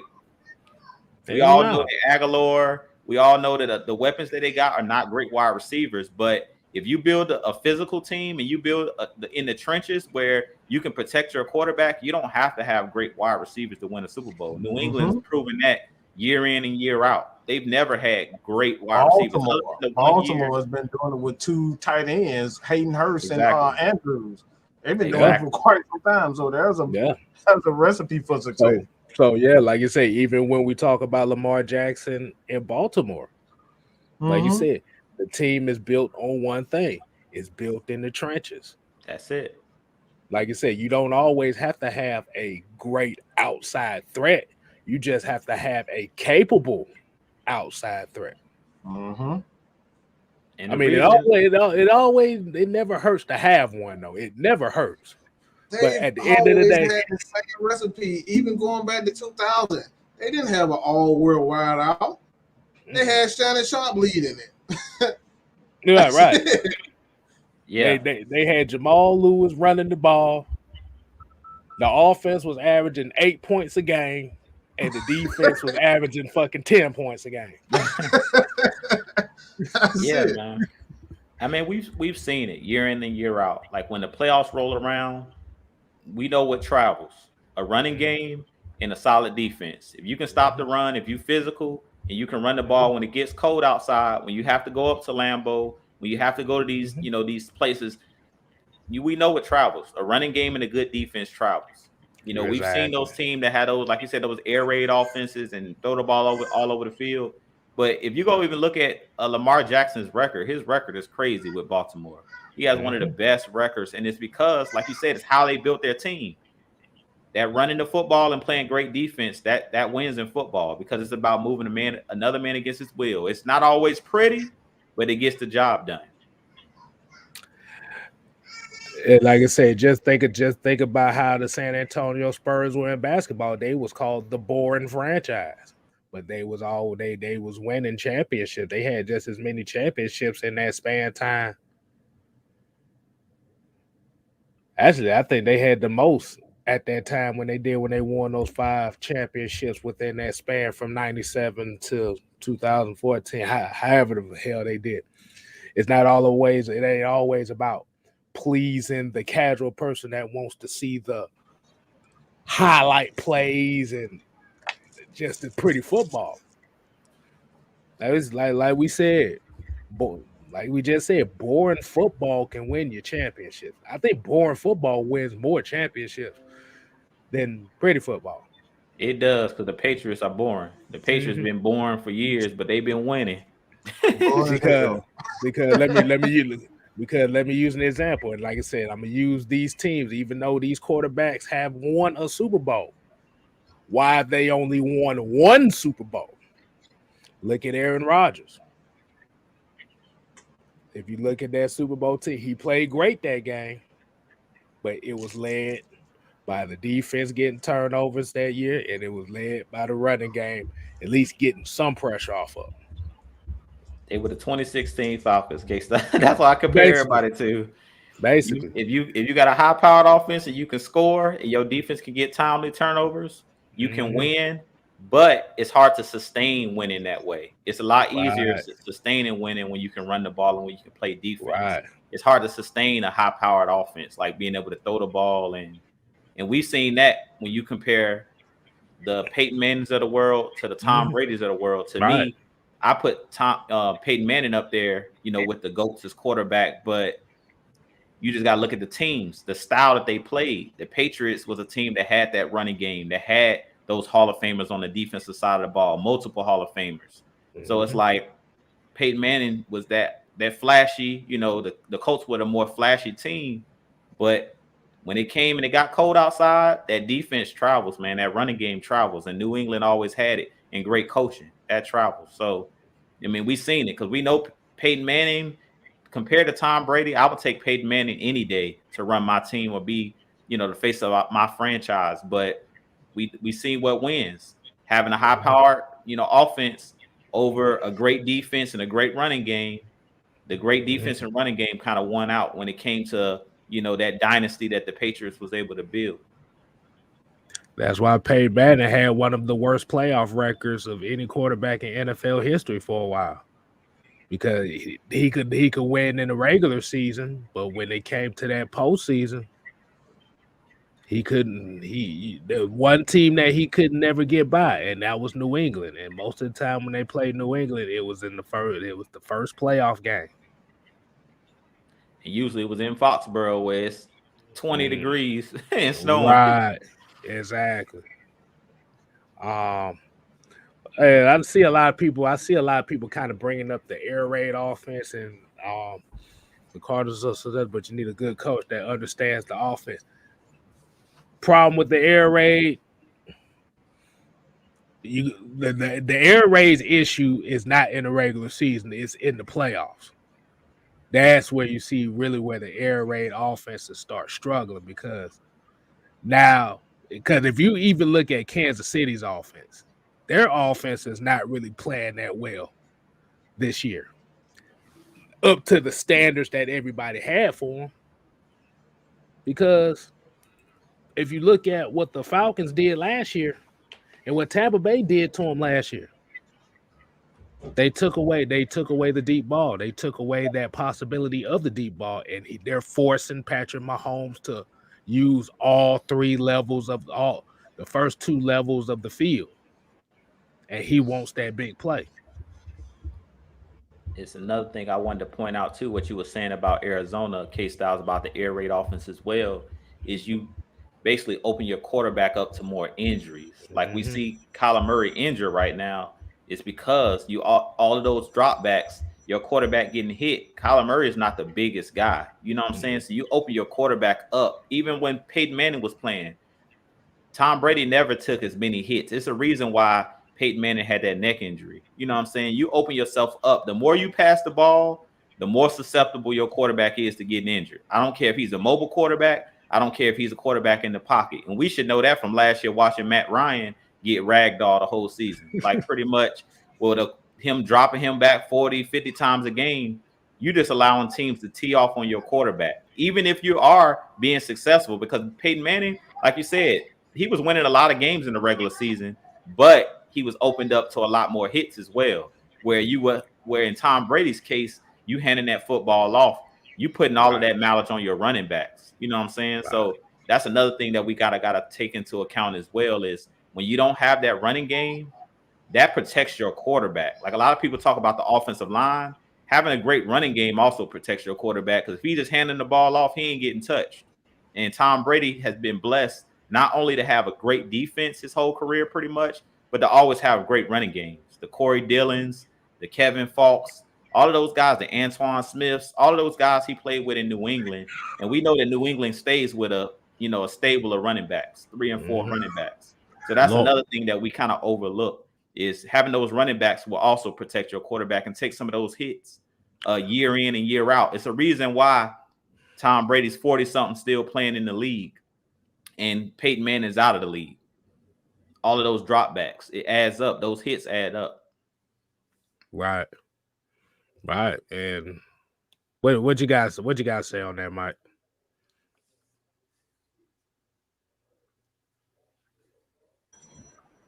I think he might be froze. Nah.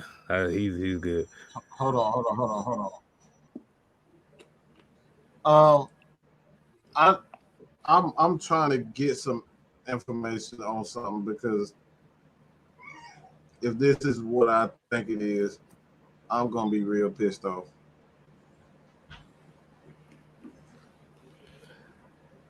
Because I'm gonna just say this. If anybody got a problem with Caleb McGarry, like, y'all gotta stop. Because like, if I'm saying what I'm saying, I don't, like I said, I gotta get confirmation on why I'm getting this article, this quote. But if anybody can get it to me, I want to call for somebody's job, said Davis. I've never said that before. We all know who Caleb McGarry is. As far as on the field, we know exactly what he's on the field. That was something I saw going back watching the game, and it kind of really bothered me. Like, I almost got to the point where I wanted to fight. It was the end of the second quarter, and Matthew Judon sacked Matt Ryan. He's on the ground. Caleb McGarry looks at Matt Ryan on the ground and turns his back, adjusts his shoulder pads, and stand there as if he's ready to play for the next. And like I said, I don't know if this is Mike Davis. If it is, yeah, I'm like, if this is Mike Davis, like I said, I don't know who said that quote. I don't know where it came from. But if it is him, like, he just need to shut up, okay? Shut the hell up. Like I said, I want to get confirmation on that quote before I really speak on it. But if it is, all I said is some Davis. I don't know if it's Mike Davis. All I know it is Davis, and I don't really know many writers named Davis. But if you are calling from a team for a teammate's job and you're a player, get the fuck off my team. Get off of my team now. That's not what players should be doing. You should be worried about your damn job instead of worrying about another player's job. But again,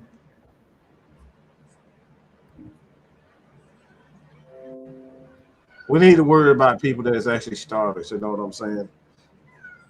Because getting 1 yard a carry, that ain't starters numbers. But again, man, yeah. Like I said, I don't know who it is. Yeah. I don't think it's Mike Davis. I don't think a player would say anything like that. A lot of people kind of confirming that it wasn't Mike Davis. Yeah, I don't think it's Mike Davis, but even that quote in itself is stupid because we got running backs that can't run for more than 1 yard in the game, and you worried about Caleb McGarry on one play. Just like this is stuff we talking about, reporters. Like let's stop being stupid. Like this is ignorance. You got guys out here who literally can't run for 1 yard out of 15 carries, okay? In the game, this dude literally running less than 1 yard a carry, and you worried about Caleb McGarry not picking up Matt Ryan off on one play. Come on, man. Where's the priorities? Why are we not? These are the things I'm talking about. This man literally, for whatever reason, I don't care. Look.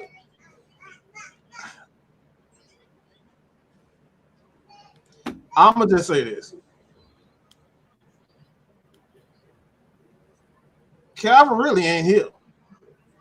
This ship is going down, and he ain't here. But we worried about Caleb McGarry, who's playing. Just think about that for a second. It's silliness, bro. Y'all writing articles on people who playing, and they got nothing to say with people who either playing like crap or they not even there. Silly, bro. Just I'll never understand. I will forever defend about someone who's actually on the field, giving their all, getting their ass beat, than somebody who's not even showing up, or somebody who's playing, but look, not getting, like, they're not showing any type. Like, at the end of the day, you just gotta stop. You just gotta stop with this. Right. That's bro. I don't even know what to say about that. Right. But shout out to Torch TV. I know he just joined the chat. I see people showing him some love, and like I said, y'all continue to show him some love as well.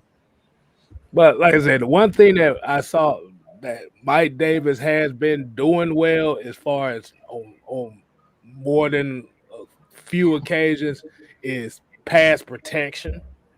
So, but like I said, that's just one of those cases where you might have to limit him to that, and just pretty much just make him like a secondary fullback. Use him in like a Jason Snelling role. Maybe that'd be something that might be better for him. Or just use him as a change of pace back as well, KStylzz. Like I heard you talk about it last show. I think it was last night, and I had mentioned it. I think during our post game show 2 weeks ago, where I talked about. I think it was after the Dallas game, where I just said I think at this point Mike Davis is just at the point where the role is just too big for him, the spotlight. You know what I'm saying? He came here, they paid him. It's one thing to be a backup, but everybody's not made to be a starter. You know what I'm saying? Everybody can't deal with that pressure of being that guy when we're depending on you. How many times have we seen guys like Fitzpatrick that's been around the league? It's like he's a backup. When he comes in, he's that spark plug. He comes in, wins a couple games. But then when a team signs him to be like their starter, he just doesn't perform. You know what I'm saying? Is that too much pressure? So I think it's the same thing with Mike Davis. Like, it's just too much pressure. He's not a number one running back. He's a backup. Just like Taysom Hill. Y'all talked about him last night. Yeah. Taysom Hill. He's not a starter. Like, we seen Jameis go down. I don't know what it is with Sean Payton and his love affair with Taysom Hill. It's a reason they gave him the contract they gave him. If he was a starter, as soon as Jameis went down for the season, he would be the starter. Why he not starting if he's the starting quarterback? Why is he not starting? Right. Right now, they're starting Trevor Siemian. When we played against them, they started Trevor Siemian against us because Taysom Hill is not a starting quarterback. So it's the same thing with Mike Davis. I just think he's not a starting running back, period. He just doesn't have what it takes. We've seen, we gave him his opportunity, and he couldn't handle the pressure. So at this point, I wouldn't say don't play him at all. I would just say play him, like you said, in a smaller role. Like, let him go back to do what he was doing in Carolina, so it's not as much pressure. It's like just come in and spell somebody, or come in during short yardage because we're struggling on 3rd and 1s, and come in and on short yardage, or come in on be a goal line back because he just ain't he just not ready. He's just not a starting running back. Right. But everything at the end of the day, like I said, Falcons team is struggling. Like I said, this even though we could say that the team is not that great, but it's all mental. Right now, it's just all mental. Like I said, they just have to get out. They got to get out this rut. And right now, you don't really have that window to be bullshitting around with it. You got to come out the gate swinging.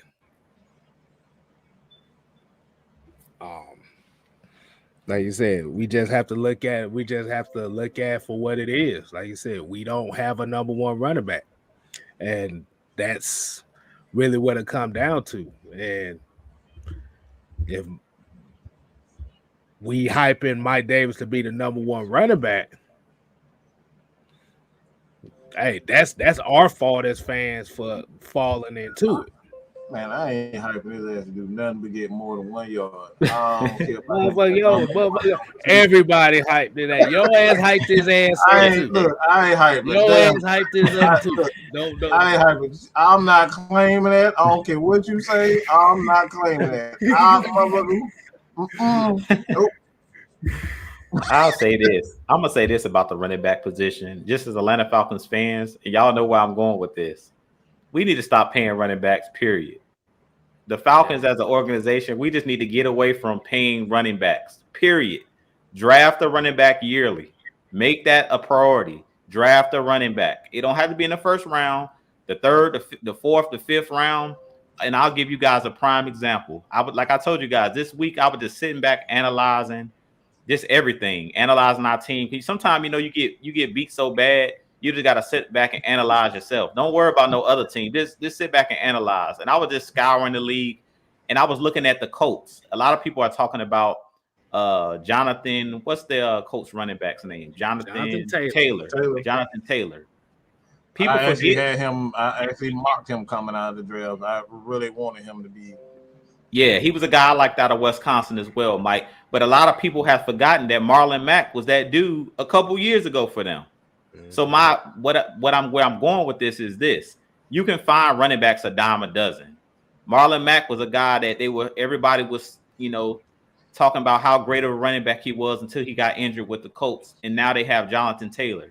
So what it shows is year in and year out, just go out and draft a running back, because running backs are a dime a dozen in the league. We see it year in and year out. The Patriots have been known for bringing in different running backs. Even the 49ers, if you look at them, Kyle Shanahan brings in running backs yearly. So the Falcons need to get away from paying these old guys. Like, I wouldn't sign no more veteran running backs. If I'm the Falcons, go in the draft and just bring in a stable of running backs. You can use different guys. Like we even see with CP. He came in on a 1-year deal. We paid, gave Mike Davis, a 2-year deal. But to be honest, we would have been okay with just bringing in CP and then drafting a young running back. And I was really surprised that we didn't go in and draft a guy to come in and fit in this scheme to be that power back, like a Ramondre Stevenson for the Patriots. Like, you can draft them. So I feel like as a Falcons, we just need to get away from paying veteran running backs altogether, because every time we do it, we get bit by it. We paid Steven Jackson. He didn't pan out. Now we paid Mike Davis. It didn't pan out. We paid Todd Gurley. Like, it just is not working out. So we need to go away from paying these older running backs in general. I don't care if they were great in their past. Just get away from it. Just go out and draft a younger running back, because they're a dime a dozen. You can find them in the league. They're a dime a dozen. Hell, you could throw damn Devontae Freeman in that damn discussion too. Exactly. And now he with the Ravens, and he's a part of a 3 or 4 headed monster. Mm-hmm. Yeah, dime a dozen. You don't need a top running back. Like the Derrick Henrys are few far in between. Those guys, you may get, an Adrian Peterson or, a King Henry that comes out, but those guys are not, you rarely see those guys like that. You know what I'm saying? So stop thinking you're gonna have a running back on your team for 5 years and he's gonna be that consistent bell cow. Because if you do, eventually they're gonna get hurt. Like because what do we keep saying? He's gonna get hurt. We kept talking about it week in and week out. Yeah, Derrick Henry's has great numbers, but those hits are adding up. And at the end of the day, in the NFL, it's one thing that's guaranteed. Eventually, you're gonna have some type of injury as a running back. It's been proven. I don't care how great of a running back you are. It's been proven that you're going to be at some point get banged up. Yeah, cause even with Adrian Peterson, them hits started adding up, and you saw the decline right there. Right, and I think the Titans, just cut him today. So it just goes to show you, they signed him and they just cut him. So that's what I'm saying. You can find running backs. It's a reason they cut them, because they can bring in somebody, or they found somebody on their team. Phillip Lindsay is another running back that just got cut, I think, by the Texans. So, I mean, you can find a running back. We're good. We good. We don't need to bring in no more veteran guys. I was hearing them talking about Marlon Mack possibly coming to the Falcons, or a lot of fans wanted him in the offseason. I'm like, no, we don't need no more guys that's injury, these veteran guys. Just bring in a young running back, or bring in a couple young running backs and let them do their thing. Yeah, because when Derrick Henry got hurt,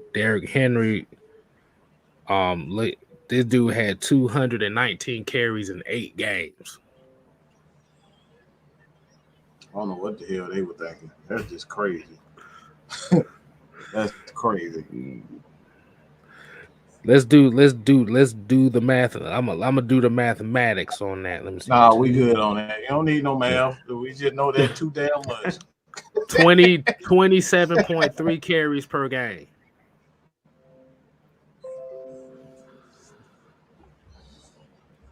Too much. Right. And then have you noticed that, like you said, like a lot of these teams that are winning these Super Bowls, that are winning these games, it's not about having that one bell cow back no more. This is like Ju just said, like Mike always preached. This NFL is different. You cannot have a bell cow back. You need a staple. You need a stable of them, at least 2 or 3. Because the benefits of having those 2 or 3 running backs is somebody's going to be healthy when it comes to the playoffs and the end of the year. That's less hits that he got to take.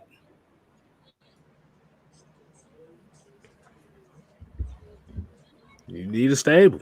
You need 2, 3 good running backs. They don't have to be great, but they have to fit what you're doing.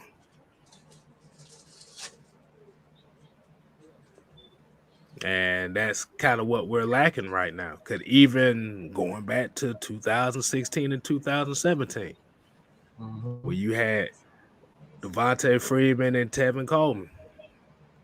Everybody forget Teron Ward was a damn good back for him. Oh, yeah, man. That's why I hate getting in the conversation of who was better, Tevin Coleman or Freeman. Like, to me, they were good as a stable, like you said. It really wasn't about who was better as an individual. Shanahan used those guys together, well. And that's what it's about. Football is a team sport. It's not about having one great guy. You got to have a team of, and that's what I was not so upset about Julio Jones leaving. I wanted Julio to stay, but at the same time, I think we became too Julio Jones dependent, and that was a problem. Like, you don't want to depend on one player in the game of football.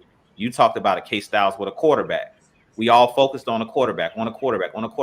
It's not about just having a great quarterback. You have to have a team around that quarterback. Like, we know that Aaron Rodgers is great, but if he was on a better team, he would have more Super Bowls. Let's be real. Like, we always look at Aaron Rodgers and we say, well, he got 1 Super Bowl because of the team he's on. You put Aaron Rodgers on the Patriots, or you put Aaron Rodgers on a team in the Super Bowl. We seen him early in this season while he was struggling, when he was trying to carry the team by himself because the defense won't doing their job. When you're trying to carry a franchise on your own, you're going to fail in the NFL. Right. It's a reason why Tom Brady chose Tampa, because he understood they have a defense, and he also understood I can bring players with me. He went out and got AB. He went out and got Gronk. Even though they already had Evans and they already had Godwin, but Tom Brady understands that it takes the team aspect. Like, he knows I can be as great as I want to be, but it's a reason why he went to Tampa, and it's because of that defense. He understood they had a great defense and a good offensive line. You got that, you set. Right. But just like with this comment right here, Drew Brees had a good defense in his last few years, though. That's not a guarantee. But at the end of the day. But even with him being old as hell, Mike, like what a lot of people championship games and making deep playoff runs, like that's success. You know what I'm saying? Would you rather be the Falcons right now and like missing the playoffs every year, or would you rather be in the playoffs and actually making deep playoff push? Like everybody talks about them losing to the Rams in an NFC championship game, but it's like, would you rather be like, I would rather be in the playoffs and take my chances than to be outside looking in. That's just me personally. So at the end of the day, as much as we joke the Saints and we laugh at Drew Brees and stuff like that, I don't feel like his last couple years were a failure because they were actually making deep playoff pushes. They didn't win, but they made a deep playoff push. And I'd rather be like the Buffalo Bills in the Super Bowl every year and lose it than never get a chance to go to the Super Bowl. Like, you know how many players dream of just even playing in that game? Like, I don't think Jim Kelly and any of those players that lost those Super Bowls would have rather said, man, I would have rather lost or not made the playoffs than to have those 4 experiences and those 4 chances to actually win a ring. Like, that's just me. Personally, I'd rather get there and lose and not get there at all. But like you said, the consistency that comes with it, like you said, it's you got to have the right team. It had, like I said, it has to be at the right moment. It has to be the right team. And you have to think, all the teams that consistently go to the playoffs build their teams the same way. Offensive line, defense, then worry about the skilled players after that. That's how you build a championship. That I ain't gonna say that, like I said, because a championship team, anybody can win a championship going on the right, being hot at the right time. But in order to be consistent in the playoffs, you have to have the right built team. Because, like I said, we talk about Aaron Rodgers. We forget about Aaron Jones. You forget the fact that Devontae Adams emerging as one of the best receivers in the league. You forget Jair Alexander being one of the best corners in the league. The defense and stuff like that. The building pieces that keeps the team in the playoff hunt. And this is what a lot of people forget. And that's one thing I always ask people when they talk about what the quarterback thing is. So you're telling me the quarterback is the only position that determines whether or not you win a championship? Like, no. Because if that was the case, all the top quarterbacks that be in the league right now at least have at least 3 Super Bowls. If it was that played in a couple of them. Like people keep talking about Aaron Rodgers, he only didn't play in 1 Super Bowl. Right. You know what I'm saying? Like, think about that. Like, as great as Aaron Rodgers is, all the MVPs that he's won, he's played in the same amount of Super Bowls as Matt Ryan. But Matt Ryan gets so much dirt thrown on him. But it's like he's played in the same exact amount of games as Aaron Rodgers. The bad man that Stephen A. Smith always talks about is played in 1 Super Bowl. See, the only difference that they'll say with that one is, like I said, the Packers have consistently been in the playoffs. Like I said, the Falcons have been inconsistent as far as we go to the playoffs, miss a few years, go to the playoffs, miss a few years. But that comes down to how the team is structured. It comes down to building that foundation. The Falcons ain't got the foundation built. It was built on, we're going to have all these wide receivers, all these playmakers on the outside. We're going to have mediocre guys protecting, mediocre guys in the trenches. You don't build teams like that. You build teams inside out, not outside in. And the Rams are going to be really, really, it's going to be a real interesting year for them because they've literally gave up their whole next year's draft for this team to win the Super Bowl this year. Yeah, I don't think they're gonna win it, KStylzz. That's my hot take. The Rams are not going to the Super Bowl. The Rams are not going to the Super Bowl.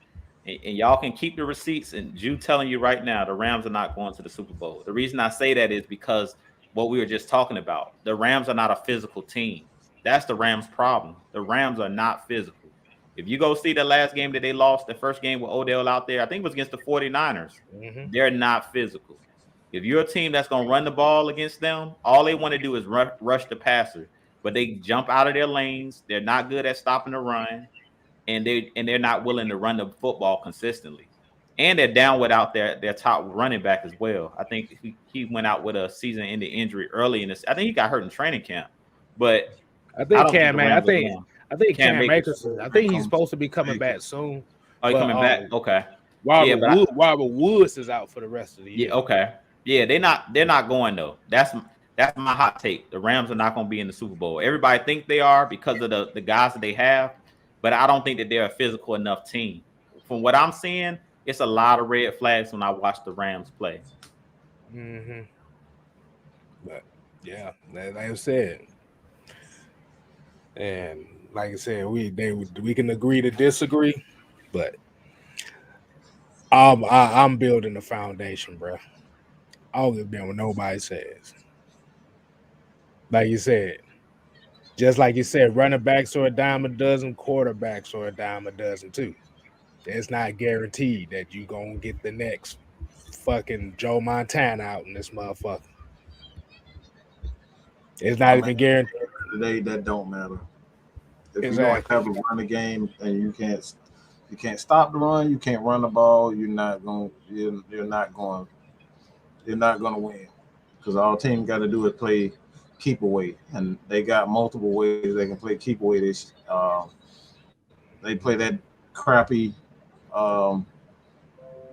RPO stuff. Like, I absolutely can't stand it because it teaches quarterbacks bad habits, and but it's good for keeping the ball away. Like I said, running the clock out and stuff like that. Time possession, but as far as that, yeah, I hate it. I absolutely hate the RPO. Right. Y'all go ahead and wind it down for the night. Yeah, I don't see any questions. Yeah. I only thing I really see out here is pretty much what people been saying, like Cleveland here damn near have a perfect roster outside of Baker Mayfield, and that's what's keeping Baker Mayfield in Cleveland right now, is because of that team. That's how I want to build a team. I want to build a team like that. It don't have to be the exact great players like that, but the idea and the foundation of it, and that's what Terry did with this draft. With as little money as he had, was he had the right idea. But like you said, the main problem is when the previous regime, the top player, when you have players that you were planning to build this team around, all of a sudden are not on this team anymore or want out, it changes the whole game plan. And Pruvit said he's a Baker Mayfield fan. I'm not a Baker Mayfield fan, to be honest with you. I'm not a Cleveland fan. I think there's a problem there. I just don't think they have a chemistry. I think that team would be right back in the dirt in the next 2 years because of guys like Baker Mayfield. I don't think, because when you see a guy like Odell just willing to they just willing to get rid of him and they traded for him, that's not a good sign. That's the same thing we saw with Julio. And the same thing we see with Calvin Ridley. These guys just don't want to be there for whatever reason. So I don't think Cleveland is going anywhere anytime soon. Yeah, that is true. That is true. And then, like you said, remember everybody thought these Jacksonville Jaguars that we are playing this summer. Remember when Saxonville had that? When Saxonville had that one season.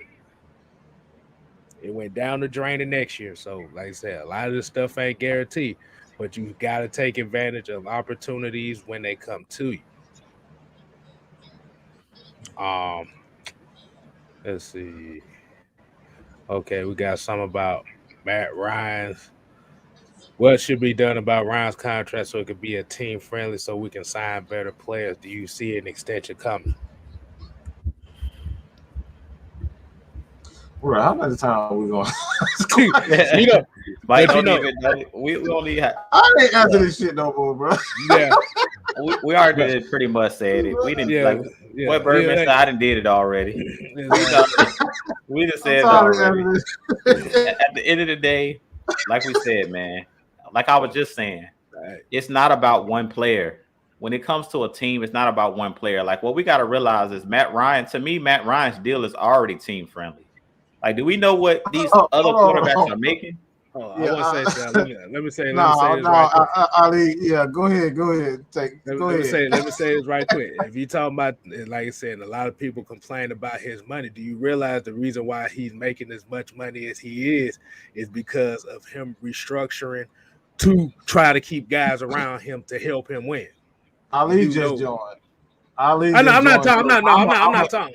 Let me answer that real quick for him because he just joined and I wasn't talking about Ali, but I was just talking about just the general aspect of it.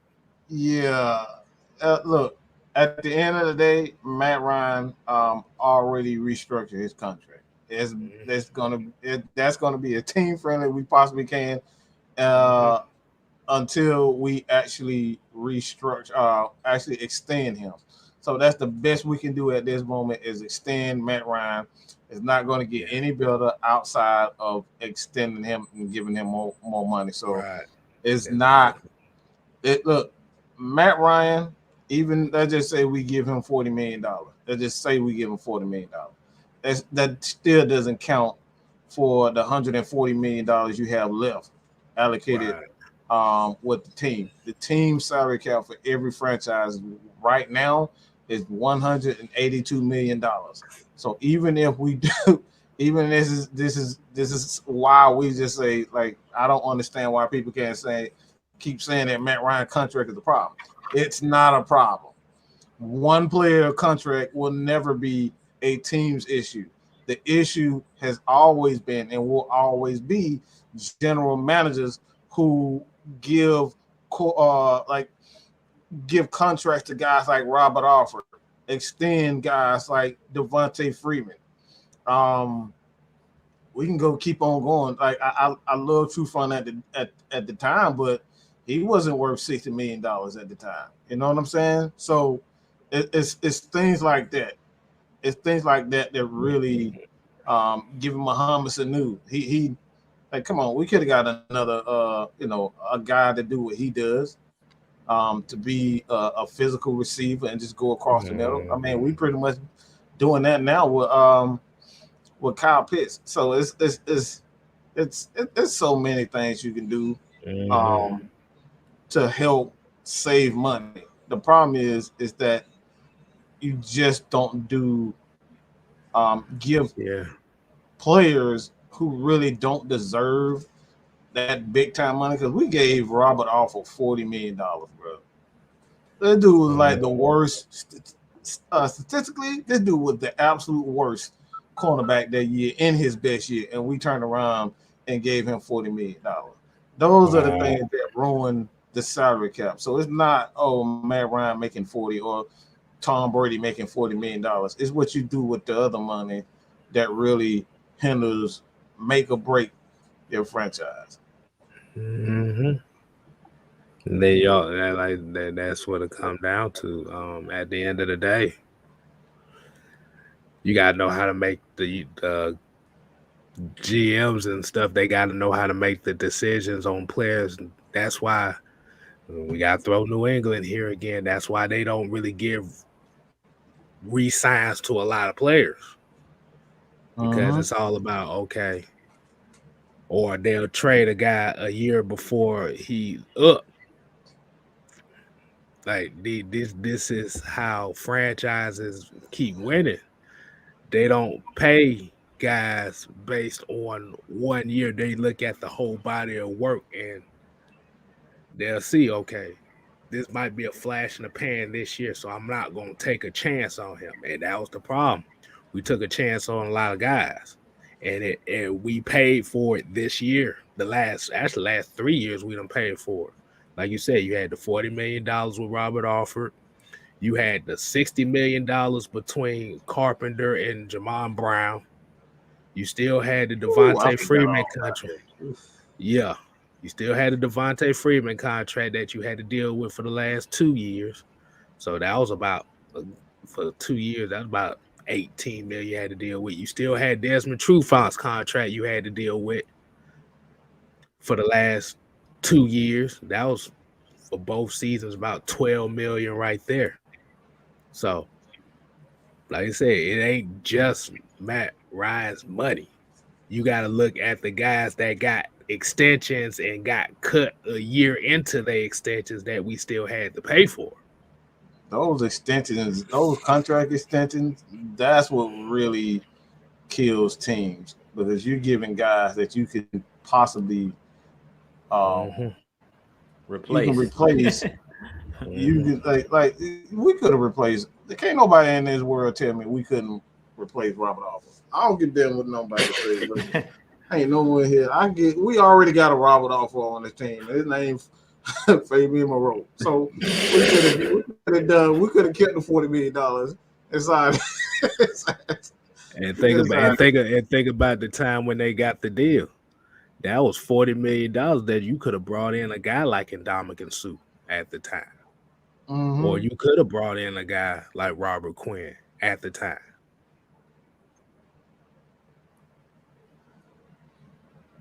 But you put that $40 million to a corner that was rated one of the worst corners in the NFL as far as pretty much all the corners, and you gave him the money that year.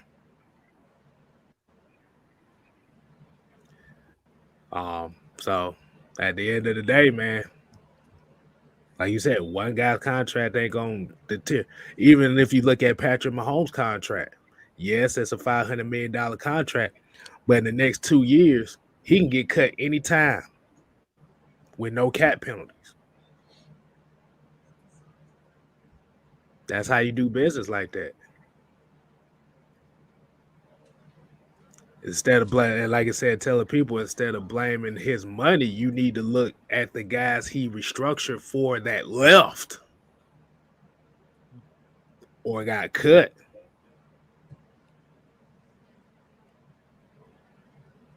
Because all restructuring is you're taking money away from that year and you pushing it back to the tail end of the contract. So now you're in a situation where it's like y'all want to get rid of them so bad. If you get rid of them, you're looking at about $45 million in dead cap money. About $40 million in dead cap money. Yeah, it ain't gonna work. No. That's just like what Bridget Kelsey, she said, why folks only worry about Matt Ryan's money and nobody else's? That's what I don't get.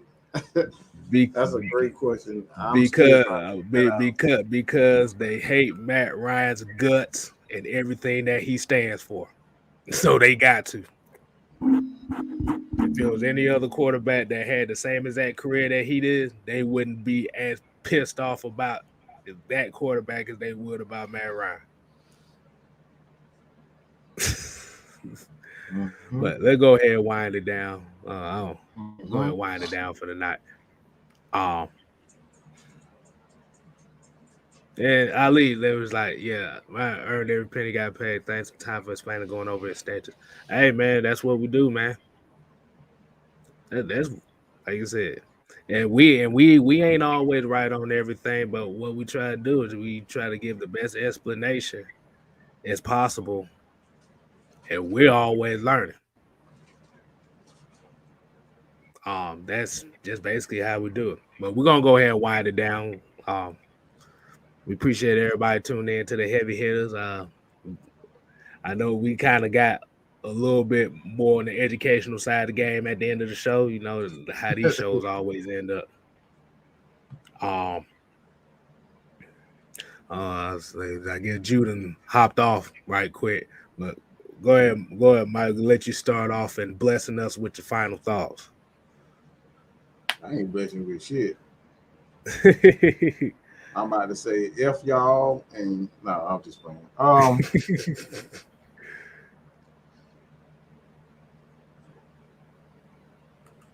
I'm gonna say this, and most of y'all probably dog fans anyway, and y'all get this. At some point, we should know how important coaching is, because we had an okay coach. Mark Richt wasn't bad, but he did a lot of dumb stuff. You know what I'm saying? He did a lot of dumb stuff, and I'm just talking about whether it's recruiting. He did a lot of dumb crap recruiting. That's a whole nother story. But mostly, a lot of his mistakes came because it just wasn't very smart in game managing situations and crucial times. Just he did a lot of dumb stuff that shouldn't, and that's pretty much what we talk about with the Atlanta Falcons. And one of the reasons why I said to begin with that Arthur Smith was prime to be the Atlanta Falcons head coach is because he's great in those times. He knows when to run the damn ball. Okay, he knows when to run the damn ball instead of passing the 50 times with Matt Ryan. All right, we saw what that got us these two past weeks, two past games. Matt Ryan just had to step back and pass to receivers that not very good. Yeah, it got his head smashed in. All right, it got his head smashed in. He bleeding all over the damn place. You know what I'm saying? It got us absolute nowhere. So why am I bringing up the Bulldogs? Is because they brought in a coach who wanted to focus on two things: running the ball and playing defense. Running the ball and playing defense. That's all Kirby want to do.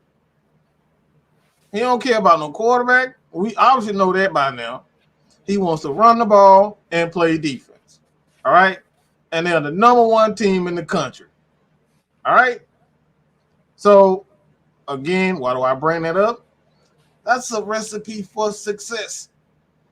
This is going to be his, I forget how many national championships, SEC championships, but this could potentially be his second one. Why? Because he ran the ball and he played defense. All right? Run the damn ball. Okay? Run. Come on, KStylzz, say it with me. The damn ball. Simple as that. It's really just that simple. We've been throwing the ball with Matt Ryan. We decided we just wanted to throw the ball with Matt Ryan, Julio Jones, Roddy White, Tony Gonzalez, and that shit got us nowhere. Kind of get it? Kind of get what we're saying? It got us nowhere. So all that, Arthur Smith need to be aggressive. No, he doesn't. He need to run the damn ball and play defense. That's how you're going to get a championship. So at the end of the day, y'all ain't going to like the new style of Falcons football, but that's what wins. Running the damn ball and playing defense wins championships. That's all I got to say about that. All right. There's a couple comments here. Me, Red Machine said, is it normal that I feel such a real connection with you guys? Hey, man, you just appreciate what we do. And like I said, that's what we do. We try to connect with everybody here. That's why we always say Atlanta Falcons Nation ain't just us. It's everybody that tunes in and comments every time we come on. That's why you always hit them notification bells to make sure all of us is on.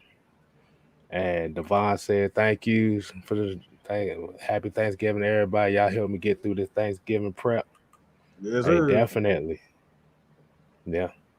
And look, G-Town Baller 5 said, yeah, it sold tickets. But did it win championships? Did it win a championship? Yeah, it looked good. It looked good. But did you win, though? That was the same thing with the Michael Vick era. It looked good, but did it win championships? No. We went from, like I said, you went from a run-dominated team. And I'm saying, I'm going to use this as an example. When it's going from Michael Vick to Matt Ryan, you went from a dominant running team that couldn't pass the ball and played okay defense. Now you're making the same mistakes to where now you're throwing the ball, but you can't run the ball. And your defense can't stop nobody. So, like you said, it's pretty much two of the eras pretty much been the same. It's just two different styles. Mm-hmm. And I saw one. I know Bridget, she was talking to Triple G, said she was going back and forth with folks about Matt Ryan on social media. I see a dude that posts 10 times a day talking mess about him. I think he in love with Matt. And that's the one thing they'll never admit. And like I said, if they gonna talk about him and spend all their energy trying to talk about how bad he is,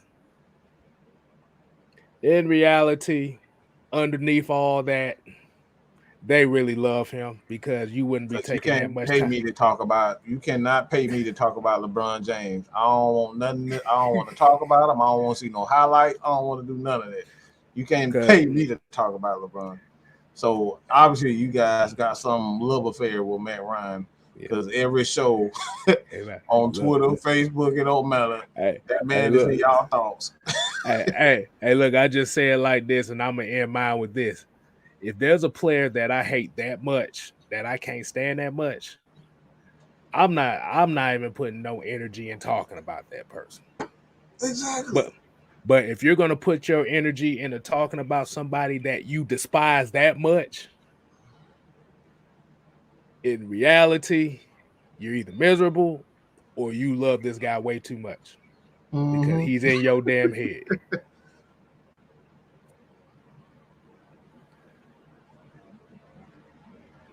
And that's just like me talking. Like I said, that's just like me talking about I can't stand Baker. Like I can't stand Baker Mayfield like that as a quarterback. Do you see me talk about Baker Mayfield 15, 20 times a day? I didn't even know that. I didn't even know he had that disdain for Baker Mayfield. Why? Because he don't talk about it. Exactly. And that's how you supposed to do it.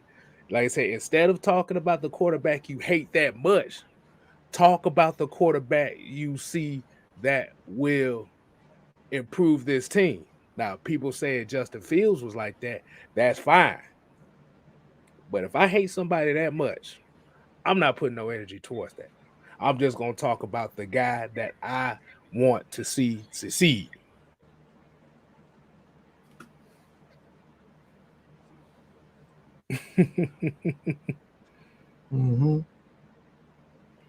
Did we even do Q&As?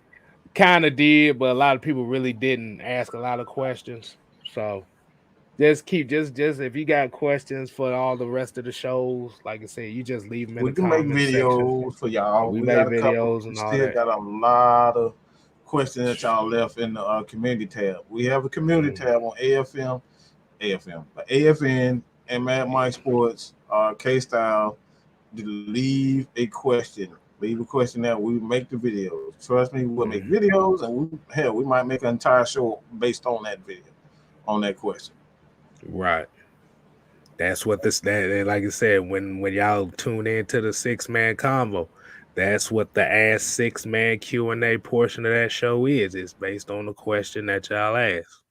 And if y'all ain't sending no questions, there ain't gonna be no Ask 6-Man KStylzz portion of that show. But hey man, we about to go ahead and get up on out of here. I go to work in the morning. So yeah. We're gonna say Kyle Ramos came a little late, said what up though? Detroit here. Hey man, appreciate you, man. But we about to go ahead and step off. As we say here at AFN, we ain't here to play. We here to stay. You ain't gotta go home. But it gotta get the hell out of here.